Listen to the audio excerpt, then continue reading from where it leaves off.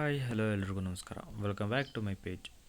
ಇವತ್ತಿನ ವಿಚಾರ ಏನಪ್ಪ ಅಂದರೆ, ಯಾರೆಲ್ಲ ಗ್ರಾಮೀಣ ಪ್ರದೇಶದಲ್ಲಿ ಹಸು, ಕುರಿ, ಮೇಕೆ ಹಾಗೆ ಕೋಳಿ ಸಾಕಬೇಕು ಅಂದ್ಕೊಂಡಿದ್ದೀರೋ ಅವ್ರಿಗೆ ಶೆಡ್ ನಿರ್ಮಾಣಕ್ಕೆ 57,000ವರೆಗೆ ನಿಮಗೆ ಸಬ್ಸಿಡಿಯನ್ನು ನೀಡ್ತಾಯಿದ್ದು, ಅಪ್ಲೈ ಮಾಡುವಂಥವ್ರು ಈಗಲೇ ಅಪ್ಲೈ ಮಾಡ್ಬೋದಾಗಿರುತ್ತೆ. ಇನ್ನು ಈ ಒಂದು ಯೋಜನೆಗೆ ಅಪ್ಲೈ ಮಾಡಬೇಕಂತ ಯೋಚನೆ ಮಾಡ್ತಿರೋವಂಥವ್ರು ಈ ವಿಡಿಯೋನ ಫುಲ್ ನೋಡಿ. ಅದಕ್ಕೆ ಮುಂಚೆ ನಮ್ಮ ಚಾನಲಲ್ಲಿ ಯಾರೆಲ್ಲ ಹೊಸದಾಗಿ ವಿಡಿಯೋ ನೋಡ್ತಿರೋದು ಅವರೆಲ್ಲ ಪ್ಲೀಸ್ ನಮ್ಮ ಚಾನಲ್ ಸಬ್ಸ್ಕ್ರೈಬ್ ಮಾಡಿಕೊಂಡು ಹಾಗೆ ಪಕ್ಕದಲ್ಲಿರೋ ಬೆಲ್ ಐಕಾನ್ ಕೂಡ ಕ್ಲಿಕ್ ಮಾಡಿ. ಇನ್ನು ಇವತ್ತಿನ ವಿಚಾರ ನೋಡೋದಾದರೆ, ಗ್ರಾಮೀಣ ಪ್ರದೇಶದಲ್ಲಿ ಯಾರೆಲ್ಲ ಮೇಕೆ, ಕುರಿ, ಕೋಳಿ ಆಗಿರ್ಬೋದು ಅಥವಾ ಬೇರೆ ಫಾರ್ಮ್ ನಿರ್ಮಾಣಕ್ಕೆ ಗೌರ್ಮೆಂಟ್ ಕಡೆಯಿಂದ ನೀವು ಸಹಾಯಧನ ಪಡಿಬೋದಾಗಿರುತ್ತೆ. ಈ ಒಂದು ಯೋಜನೆ ಬಂದು ಮಹಾತ್ಮ ಗಾಂಧಿ ರಾಷ್ಟ್ರೀಯ ಗ್ರಾಮೀಣ ಉದ್ಯೋಗ ಖಾತರಿ ಯೋಜನೆ ಆಗಿದ್ದು, ಈ ಒಂದು ಯೋಜನೆ ಅಡಿಯಲ್ಲಿ ಈ ಒಂದು ಯೋಜನೆಯನ್ನು ಬಿಡುಗಡೆ ಮಾಡಲಾಗಿರುತ್ತೆ. ಇನ್ನು ಈ ಒಂದು ಯೋಜನೆ ಅಡಿಯಲ್ಲಿ ಪ್ರತಿ ಗ್ರಾಮೀಣ ಕುಟುಂಬಕ್ಕೆ ವರ್ಷಕ್ಕೆ ಕನಿಷ್ಠ 100 ದಿನಗಳ ಉದ್ಯೋಗ ಖಾತರಿ ನೀಡುವ ಯೋಜನೆ ಇದಾಗಿರುತ್ತೆ. ಆದರೆ ಕೆಲವು ಕೆಲಸ ನಿರ್ದಿಷ್ಟವಾಗಿ ಇರುವುದಿಲ್ಲ. ಆ ಕಾರಣದಿಂದ ಗ್ರಾಮೀಣ ಕಡೆ ಓನಾಗಿ ಏನಾದರೂ ಸಾಕಾಣಿಕೆ ಮಾಡಬೇಕು ಅಂತಿರೋ ಅಂಥವ್ರಿಗೆ ಆ ಶೆಡ್ ನಿರ್ಮಾಣಕ್ಕೆ ಸಹಾಯಧನ ನೀಡ್ತಿದ್ದಾರೆ. ಅದರಲ್ಲಿ ಈ ಯೋಜನೆ ಅಡಿಯಲ್ಲಿ ತುಂಬ ಯೋಜನೆಗಳಿದ್ದು, ಉದಾಹರಣೆಗೆ ಶಾಲಾ ಕಟ್ಟಡ ನಿರ್ಮಾಣ ಆಗಿರ್ಬೋದು, ಅಥವಾ ಶೌಚಾಲಯಗಳಾಗಿರ್ಬೋದು, ಮತ್ತು ಕೆರೆ ಅಭಿವೃದ್ಧಿ ಆಗಿರ್ಬೋದು, ಮಳೆ ನೀರಾವರಿ ಸಂಗ್ರಹಣೆಗೆ ವಿವಿಧ ಯೋಜನೆಗಳನ್ನ ಬಿಡುಗಡೆ ಮಾಡಲಾಗಿದೆ. 264ಕ್ಕೂ ಹೆಚ್ಚು ಯೋಜನೆಗಳನ್ನು ಈ ಒಂದು ಯೋಜನೆಯನ್ನು ಬಿಡುಗಡೆ ಮಾಡಲಾಗಿರುತ್ತೆ.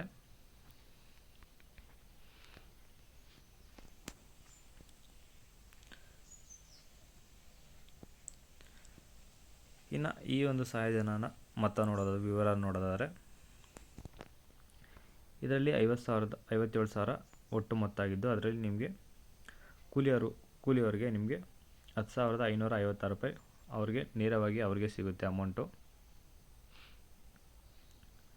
ಇನ್ನು ಉಳಿದಂಥ 40,644ಕ್ಕೂ ವಸ್ತುಗಳಂದರೆ ಕಟ್ಟಡ ನಿರ್ಮಾಣಕ್ಕೆ ಬೇಕಾಗುವಂಥ ಐಟಮ್ಸ್ ತೊಗೊಳಕ್ಕೆ ನಿಮಗೆ ಅಮೌಂಟನ್ನು ನೀಡ್ತಾರೆ.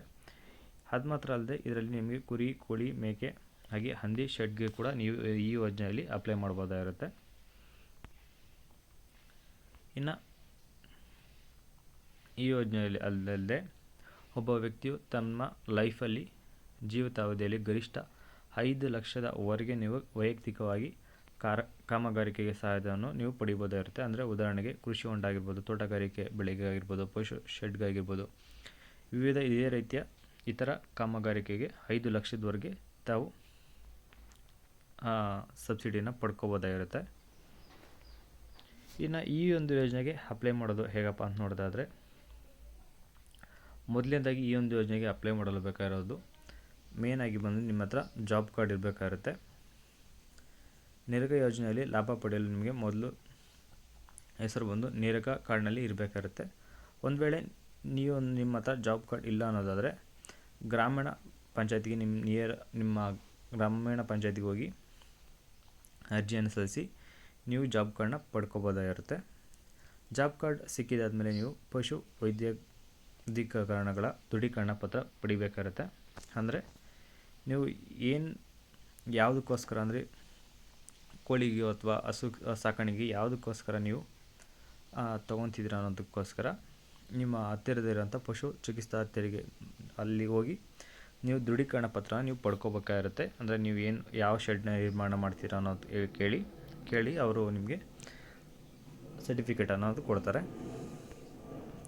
ಇನ್ನು ಈ ಒಂದು ಯೋಜನೆಗೆ ಹೇಗೆ ಅಪ್ಲೈ ಮಾಡಬೇಕಪ್ಪ ಅಂತಂದರೆ, ಇವೆರಡೂ ಅದಾದಮೇಲೆ ನೀವು ಇದ್ರ ಜೊತೆಗೆ ಬೇಕಾಗುವಂಥ ಎಲ್ಲ ಡಾಕ್ಯುಮೆಂಟ್ನ ನೀವು ರೆಡಿ ಮಾಡಿಕೊಂಡು ಕಾಪಿ ತೊಗೊಂಡು ನಿಮ್ಮ ಗ್ರಾಮ ಪಂಚಾಯತ್ಗೆ ಅರ್ಜಿಯನ್ನು ಸಲ್ಲಿಸ್ಬೋದಾಗಿರುತ್ತೆ. ಅಲ್ಲಿನ ಅಧಿಕಾರಿಗಳು ನಿಮ್ಮ ಸ್ಥಳಕ್ಕೆ ಬಂದು ಚೆಕ್ ಮಾಡಿ ಇವೆಲ್ಲ ವೆರಿಫಿಕೇಷನ್ ಆದಮೇಲೆ ಸ್ಯಾಂಕ್ಷನ್ ಅದನ್ನ ಮಾಡ್ತಾರೆ. ಕಾಮಗಾರಿಕೆ ಅನುಮತಿ ಮತ್ತು ಪ್ರಾರಂಭ ಒಂದ್ಸಲಿ ಎಲ್ಲ ಕ್ಲಿಯರ್ ಆದಮೇಲೆ ಏನು ಲೋಪದೋಷ ಇಲ್ಲ ಅಂತ ಅನ್ನೋದಾದರೆ ಅಮೌಂಟನ್ನ ಸ್ಯಾಂಕ್ಷನ್ ಮಾಡ್ತಾರೆ ಈ ಒಂದು ಯೋಜನೆಗೆ. ಇನ್ನು ಈ ಒಂದು ಯೋಜನೆಗೆ ಅಪ್ಲೈ ಮಾಡಲು ನಿಮಗೆ ಬೇಕಾಗಿರುವಂಥ ಡಾಕ್ಯುಮೆಂಟ್ ಯಾವೆಲ್ಲ ಅಂತ ನೋಡೋದಾದರೆ, ದಾಖಲಾತಿಗಳು ಮೊದಲನೇದಾಗಿ ನೇರಗ ಜಾಬ್ ಕಾರ್ಡ್ ಪ್ರತಿ ಇರಬೇಕಾಗುತ್ತೆ, ಇದು ಕಡ್ಡಾಯ ಆಗಿರುತ್ತೆ. ಇನ್ನು ನಿಮ್ಮದು ಆಧಾರ್ ಕಾರ್ಡ್ ಮತ್ತು ಭೂ ದಾಖಲೆ ಅಂದರೆ ಪಾಣಿ ಇದ್ದರೆ ಸಾಕಾಗಿರುತ್ತೆ ಅಪ್ಲೈ ಮಾಡುವಂಥವ್ರ ಹೆಸರಲ್ಲಿ. ಇನ್ನು ಬ್ಯಾಂಕ್ ಖಾತೆಯ ವಿವರ. ಇನ್ನು ಕೊನೆಯದಾಗಿ ಬಂದು ಪಶು ವೈದ್ಯಕೀಕರಣ ದೃಢೀಕರಣ ಪತ್ರ ಇರಬೇಕಾಗುತ್ತೆ. ಅಂದರೆ ನೀವು ಅಲ್ಲಿ ಹೋಗಿ ಗೌರ್ಮೆಂಟ್ ಹಾಸ್ಪಿಟಲಲ್ಲಿ ಹೋಗಿ ಈ ರೀತಿ ಅಂತ ಹೇಳೋದಾದರೆ ನಿಮಗೆ ದೃಢೀಕರಣ ಪತ್ರನ ರೆಡಿ ಮಾಡಿಕೊಡ್ತಾರೆ. ಇನ್ನು ಈ ಯೋಜನೆಯ ಲಾಭಗಳು ಏನನ್ನು ನೋಡೋದಾದರೆ ರೈತರಿಗೆ ನಿವೇಶ ಖರ್ಚು ಕಡಿಮೆ ಆಗಿರುತ್ತೆ. ಅಂದರೆ ಅವರೇ ಸ್ವಂತ ಖರ್ಚಿನಲ್ಲಿ ಮಾಡೋದಕ್ಕಿಂತ ಈ ರೀತಿ ಸಬ್ಸಿಡಿಯಲ್ಲಿ ಮಾಡೋದ್ರಿಂದ ಅವರಿಗೆ ಸ್ವಲ್ಪ ಅಮೌಂಟ್ ಆದರೂ ಮುಗಿಯುತ್ತೆ ಅನ್ನೋ ಕಾರಣ ಆಗಿರುತ್ತೆ. ಇನ್ನು ಎರಡನೇದಾಗಿ ಜಾನುವಾರುಗಳಿಗೆ ಸುರಕ್ಷಿತ ಮತ್ತು ಮಳೆ ನೀರಿಲ್ಲದೆ ಪರಿಸರ ಸಿಗುತ್ತೆ. ಉತ್ಪಾದನೆ ಹಾಗೂ ಹಾಲಿನ ಪ್ರಮಾಣವನ್ನು ಗಣನೀಯ ಏರಿಕೆ. ಅಂದರೆ ಈ ರೀತಿ ಮಾಡೋದ್ರಿಂದ ಇನ್ನೂ ಹೆಚ್ಚಿನ ಹಸು ಸಾಕೋದ್ರಿಂದ ಹಾಲಿನ ಉತ್ಪಾದನೆ ಇನ್ನೂ ಹೆಚ್ಚಾಗುತ್ತೆ. ಇನ್ನು ನೇರಗ ಯೋಜನೆಯ ಮೂಲಕ ಗ್ರಾಮೀಣ ಉದ್ಯೋಗಾವಕಾಶಗಳ ವೃದ್ಧಿಯಾಗುತ್ತೆ. ಅಂದರೆ ಅದಕ್ಕೆ ಕಟ್ಟೋದಕ್ಕಾಗಿರ್ಬೋದು ಅಥವಾ ಬೇಕಾಗೋಂಥ ಪ್ರಾಡಕ್ಟ್ನ ಬೈ ಮಾಡೋದಕ್ಕೆ ಅದಕ್ಕೆಲ್ಲದಕ್ಕೂ ಉದ್ಯೋಗಾವಕಾಶ ಹೆಚ್ಚಾಗುತ್ತೆ. ಇನ್ನು ರೈತರ ಆರ್ಥಿಕ ಸ್ಥಿತಿ ಸುಧಾರಣೆ ಮತ್ತು ಸ್ವಾವಲಂಬನೆಯತ್ತ ಹೆಜ್ಜೆಯನ್ನು, ಅಂದರೆ ಬೇರೆ ಎಲ್ಲೂ ಕೆಲಸಕ್ಕೆ ಹೋಗದೆ ತಾವೇ ಓನಾಗಿ ಮಾಡುವಂಥ ಕೆಲಸ ಆಗಿರೋದ್ರಿಂದ ತುಂಬ ಸುಲಭ ಆಗುತ್ತೆ. ಇನ್ನು ಅದು ಮಾತ್ರ ಅಲ್ಲದೆ ಕುರಿ ಮೇಕೆ ಸಾಕಾಣಿಕೆಗೂ ಕೂಡ ಈ ಒಂದು ಯೋಜನೆಯಲ್ಲಿ ನೀವು ಲಾಭ ಪಡ್ಕೋಬೋದಾಗಿದ್ದು, ಅಮೃತ ಸ್ವಾಭಿಮಾನಿ ಕುರಿಗಾಣಿಕೆ ಯೋಜನೆ ಅಡಿಯಲ್ಲಿ ನೀವು ಕರ್ನಾಟಕ ಕುರಿ ಮತ್ತು ಉಣ್ಣೆ ಉತ್ಪಾದನೆಯ ಸಹಕಾರ ಸಂಘದ ಕಡೆಯಿಂದ 20+1 ಕುರಿಯ ಘಟಕ ನೀಡಲಾಗುತ್ತೆ. ಈ ಒಂದು ಯೋಜನೆ ಘಟಕದಲ್ಲಿ ಒಟ್ಟು ನಿಮಗೆ 1,75,000ವರೆಗೂ ನಿಮಗೆ ಅಮೌಂಟ್ ಅನ್ನೋದು ಸಿಗುತ್ತೆ. ಅದರಲ್ಲಿ ನಿಮಗೆ 50% ಸಾಲ ಅಂದರೆ NCDC ಮೂಲಕ ನಿಮಗೆ ಸಾಲ ಸಿಗುತ್ತೆ. ಅದನ್ನು 25% ನಿಮಗೆ ಸ್ಟೇಟ್ ಗೌರ್ಮೆಂಟ್ ಕಡೆಯಿಂದ ಸಿಗುತ್ತೆ. ಇನ್ನು 25% ನೀವು ಫಲಾನುಭವಿಗೆ ಹೊಂದಿಕೆ, ಅಂದರೆ ನೀವು ಇನ್ನು ಮಿಕ್ಕಿದ್ದನ್ನ ಅಮೌಂಟ್ನ ನೀವು ತೀರಿಸಬೇಕಾಗಿರುತ್ತೆ 25%. ಅಲ್ಲದೆ ನೀವೇನಾದರೂ ವಿಶೇಷ ಗಿರಿಜಾ ಯೋಗ ಅಂದರೆ